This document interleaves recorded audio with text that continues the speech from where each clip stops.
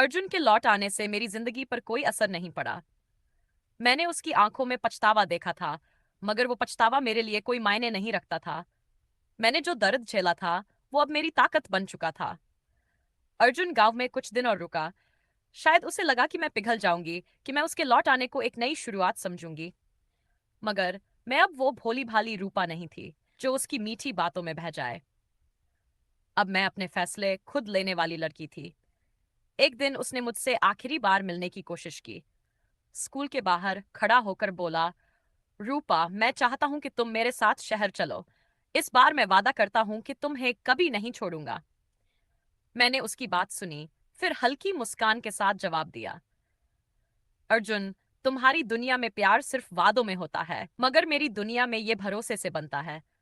तुमने मुझे एक बार दिया था और मुझे खुद को समेटने में बहुत वक्त लगा। मैं फिर से उसी रास्ते पर नहीं जाऊंगी।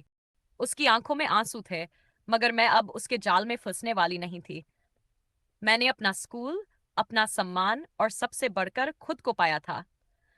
अर्जुन चुपचाप वापस चला गया। शायद उसे अब समझ आ गया था कि प्यार कोई खेल नहीं होता, और जिसे वो छोड़कर गया था, वो अब पहले जैसी मासूम लड़की नहीं थी। आज मैं गांव की लड़कियों के लिए एक मिसाल हूं। मैं उन्हें सिखाती हूं कि सच्चा प्यार पहले खुद से करना चाहिए। अब मेरी पहचान सिर्फ किसी की प्रेमिका के रूप में नहीं, बल्कि एक मजबूत और आत्मनिर्भर लड़की के रूप में है। मुझे अर्जुन से कोई नफरत नहीं, बल्कि शुक्रगुजार हूं कि उसने मुझे धोखा दिया, क्योंकि अगर वो मुझे धोखा न देता, तो मैं खुद को इतनी गहराई से कभी नहीं समझ पाती। अब मेरी जिंदगी में कोई अर्जुन नहीं, सिर्फ रूपा है, जो अपने दम पर अपनी कहानी खुद लिख रही है। अर्जुन के जाने के बाद मैंने अपने दिल में एक अजीब सी राहत महसूस की। शायद इसलिए कि अब मैं पूरी तरह समझ चुकी थी कि मेरा प्यार सिर्फ मेरा भ्रम था। मैं अब किसी के लौटने या किसी की यादों में खोने वाली नहीं थी। मैंने अपना स्कूल और गांव की लड़कियों की जिंदगी संवारने में खुद को झोंक दिया। अब मेरी दुनिया में प्यार का मतलब खुद से प्यार करना था, या अपने सपनों को पूरा करना था। लेकिन जिंदगी हमेशा वही नहीं रहती जो हम सोचते हैं। कुछ साल बाद, जब मेरा स्कूल पूरे जिले में मशहूर होने लगा, तभी एक दिन मुझे एक अनजान नंबर से फोन आया।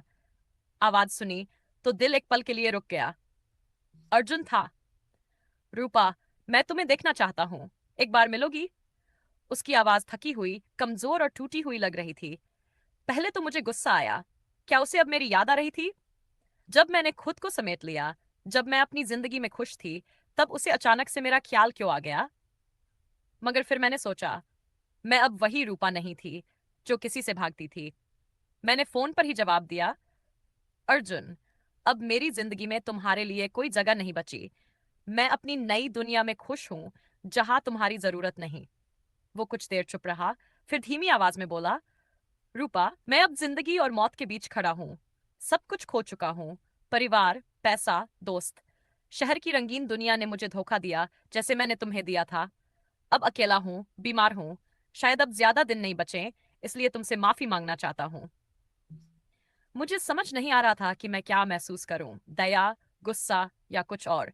मगर एक बात तो तय थी, अर्जुन का यह हाल उसकी खुद की करनी का नतीजा था। मैंने बस इतना कहा, अर्जुन, जिंदगी का सबसे बड़ा सबक यही है कि जो दर्द हम दूसरों को देते हैं, कभी न कभी हमें लौटकर मिलता ही है।